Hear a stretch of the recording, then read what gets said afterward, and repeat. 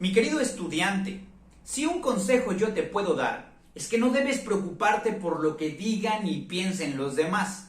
La gente siempre va a hablar, así que lucha por tus metas y tus objetivos. Recuerda, si no eres tú, entonces ¿quién? Si no es ahora, entonces ¿cuándo?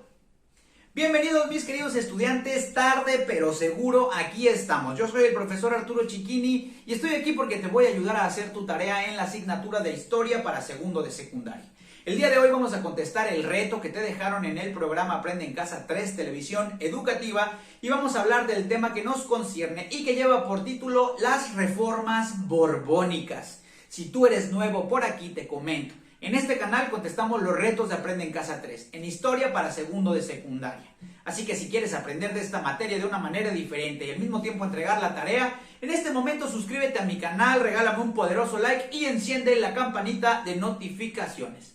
Pues mis queridos alumnos, ¿qué onda con las reformas borbónicas? Un tema bastante complejo de explicar. No te preocupes, el día de hoy, de una vez por todas, le vas a entender a este tema. Primero hay que decir que una reforma es un cambio, mi querido alumno. Vamos a empezar con la clase del día de hoy. Las reformas borbónicas fueron una serie de medidas y modificaciones que se implementaron en todos los niveles, tanto en España como en los territorios hispanoamericanos, es decir, en los territorios conquistados y colonizados por España. Todo esto sucedió en la segunda mitad del siglo XVIII. Bien, ahora, el objetivo de estos cambios o de estas reformas era el modernizar España y volverla a poner en la cabeza de las potencias mundiales. Desde todos los puntos de vista, querían recuperar su orgullo en lo económico, en lo político y hasta en lo militar. Bueno, ahora tú estarás diciendo, bueno, profe, pero ¿por qué se llaman borbónicas? Eso suena como a barba. Bueno, te explico de una manera breve. Resulta que durante el siglo XVI, la casa de Habsburgo, de la familia de Habsburgo, había dominado España por mucho tiempo. Pero en 1700, el rey Carlos II, también conocido como el Hechizado, falleció sin dejar un heredero. Recuerda que las monarquías heredaban el poder de generación en generación. Entonces el Hechizado, dicho sea de paso le decían el Hechizado porque no podía tener hijos y decían que esto era producto de brujería o de hechicería. Entonces el Hechizado se nos murió y no había a quien dejarle el poder. Bueno, ahora, aquí es donde entra la casa real de los Borbón, es decir, la familia Borbón, quien instaura o pone en el reinado nada más y nada menos que a Felipe V, siendo el primer rey Borbón. Entonces, son reformas borbónicas porque fueron cambios de la familia Borbón. Hubo varios reyes de la dinastía Borbón: Felipe V, Fernando VI, Carlos III y Carlos IV. Bueno, el rey con mayor relevancia para el territorio de la Nueva España, es decir, el lugar donde ahora es México, se llamó Carlos III, ya que instauró una serie de reformas económicas, políticas, sociales y territoriales durante el siglo XVIII, principalmente basándose en el pensamiento de la Ilustración o del siglo de las luces, es decir, utilizando la razón para explicarse los fenómenos o las cosas, poniendo la educación en primer plano y dando una serie de cambios bastante drásticos en la Nueva España. Bueno, ¿qué les parece si con esta introducción nos vamos directamente al reto que te encargaron en el programa Aprende en Casa 3? Este es el momento de tener tu libreta a la mano para anotar. El reto de hoy: contesta las siguientes preguntas. 1 punto y guión. ¿Cuál era la diferencia entre los Habsburgo y los Borbones? ¿Cuál era la diferencia entre los Habsburgo y los Borbones? Como respuesta sugerida puedes anotar lo siguiente, es una respuesta amplia. Los Habsburgo gobernaron desde la Edad Media. Los primeros monarcas de esta familia implementaron en España y en todos sus reinos el absolutismo, que es una forma de gobierno en la que el monarca es el eje de todo el poder público. Esto implicó la ausencia de una constitución o de leyes para permitir que hubiera un orden. Esta dinastía terminó con la muerte de Carlos II.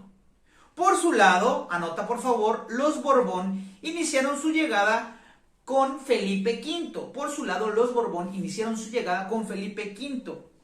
Y bueno, pusieron en práctica acciones nunca antes realizadas. Hicieron muchos cambios políticos, económicos, administrativos, militares y culturales con el fin de tener un mejor control sobre sus territorios. Además, basaron su forma de gobierno en las ideas de la Ilustración.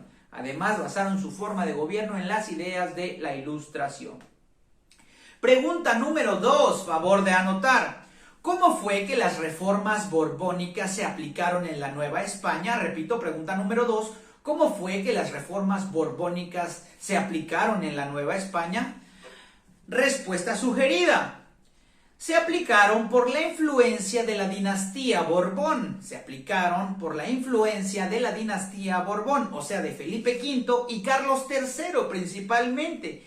¿Quiénes fueron el principal promotor de estas reformas?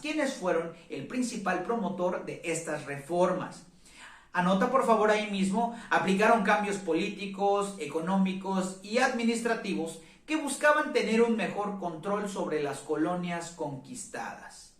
Bien, pregunta número 3.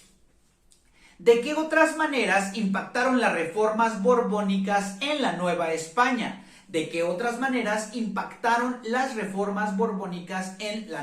España? Respuesta sugerida. Otra de las maneras en que impactaron estas reformas en la Nueva España fue en la cultura, con la creación de la Real Academia de la Lengua Española. También cambió la moda y la forma de vestir.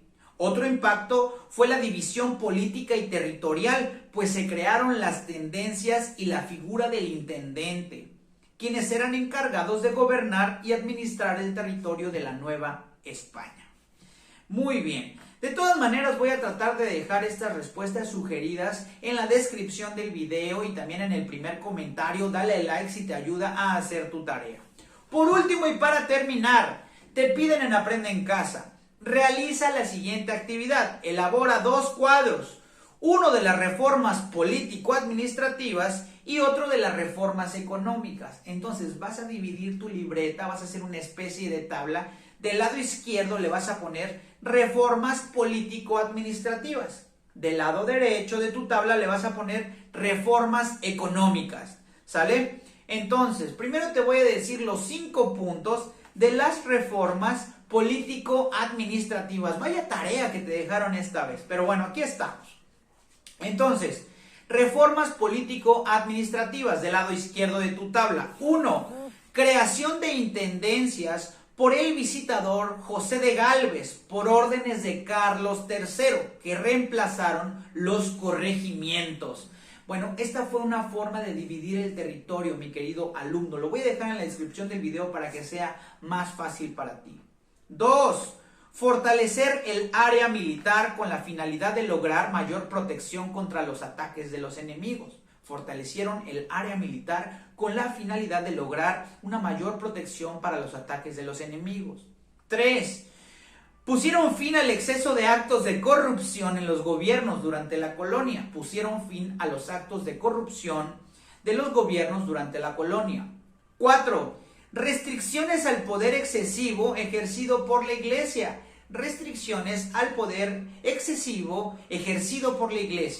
Y por último, 5.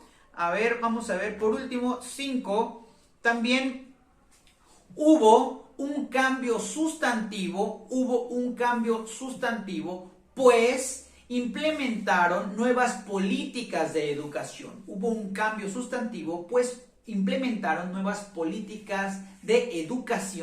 Basados en el pensamiento ilustrado.